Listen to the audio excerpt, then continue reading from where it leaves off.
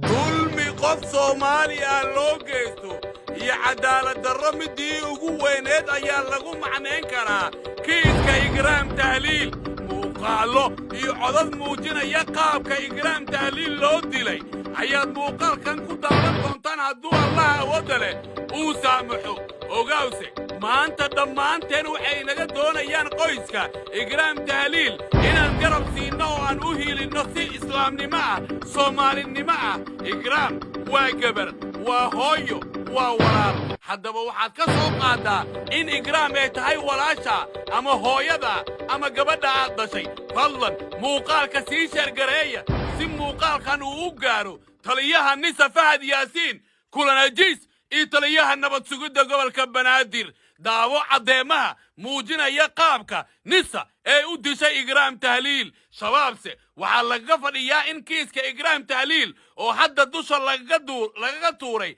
inay iska bari yeelaan dhammaantiin muuqaalka leegareeya siina sheergareeya ilaahay ha idin barakeeyo qof walba waxaan rabbi aan kaga baryeennaa umuruhu leeyahay inay ilaahay u sahlo xaasid kasta waxaan leenahay hoog iyo khasaaro ayaa rabbi subxaanahu wa tacaala aan kaaga baryeennaa Ikraam Tahliil ayaa la la'yahay in ka badan 2 bilood iyo maalmo waxayse ka tirsaneed hay'adda nabad sugidda iyo sirdoonka qaranka Soomaaliyeed ee nisa waxay ahayd gabar aad u firfircoon waxayse markaaliyo u soo naqatay duqii Muqdisho ahaana gudoomiyihii gobolka Banaadir injineer Cabdiraxmaan Cumar Cusmaan Yariisow kaas oo lagu dhex dilay gudaha xarunta dawladda hoose ee Xamar kaaliyihii qaaska ee injineer Yariisow ayay Ikraan ahayd waxayna sidoo kale ahayd Ikraan gabar aad u firfircoon oo hadda ugu dambeyn la shaqaynaysay madaxda hay'adda nisa waxay haysay xogta qaabka loo dilay injineer Cabdiraxmaan Yariisow waana midda ay sababsatay Ikraam Tahliil in la qaarijiyo isla markaana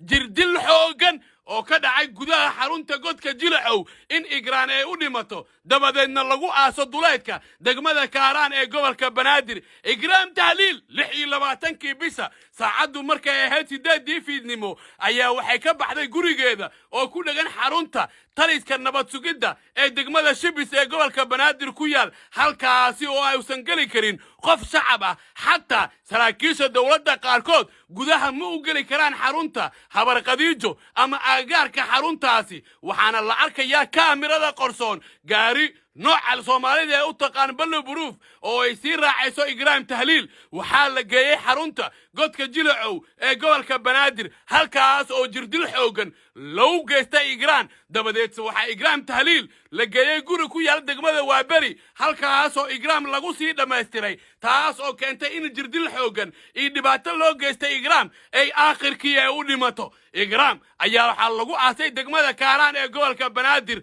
nisa oo madaxa ka ceshanaysa ciidda waxay soo saareen qoraal ku aadan in Ikraam Tahliil la afduubtay ayna afduubteen dagaalyahanada al-shabaab gaariga Ikraam Tahliil qaaday waxa iska lahaa Kulanajiis oo loo yaqaan Jiis Mariixaan Kibrey oo ahaa ku-xigeenka hay'adda nisa waxaase gaariga gacantiisa ku waday taliyaha nabad sugidda gobolka Banaadir Yaasiin Faray iyo Kulanajiis goorma ayay naqdeen al-shabaab oo ay ka mid naqdeen saraakiisha al-shabaab goormasa sargaal ka tirsan al-shabaab uu imaan karaa guri ku dhagan xarunta dhexe taliska nabad sugidda Soomaaliya ee habar qadiijo waa dulmi iyo cadaalad darro midii ugu weyneed ayay wajahayaan qoyska Ikraam Tahliil waxayse hiilay garab ay kaga baahan yihiin maanta ummadda Soomaaliyeed maadaama nisa ay hadda ay cadeysay kiiska Ikraam Tahliil in la soo afdalay Ikraamna ay dhimatay inkastoo nisa ay iska riixday in Ikraam ay dileen ayna u saariyeen inay dileen dagaalyahanada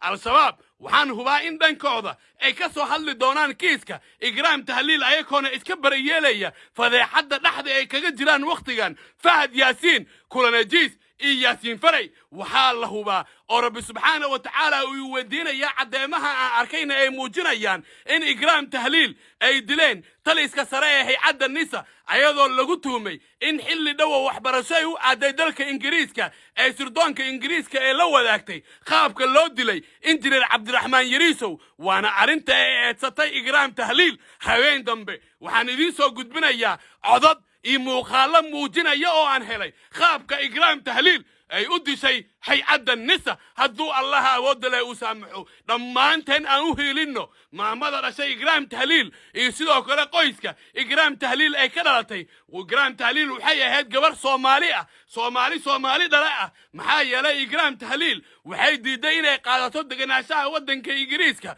waxaana lagu bariyey oo soomaali badan oo ingiriiska joogta ay kula taliyeen in deganaansho ay ka qaadato dalka ingiriiska laakiin igraam ayaa arrintaasi gabay ahaanba diiday waxayna sheegtay in soomaaliya ay ku naqanayso si qarankeeda iyo ummadda soomaaliyeed ee ugu shaqayso waxayse markii soomaaliya ay ku soo naqatay dhexda ay ka gashay bahallo dadka cunaya kuwaasoo aakhirkii lafaha igraam tahliil dubtay ilaahay subxaanahu wa tacaala waa xaq soore wuuse u jeedaa kuwa dulmiga geystay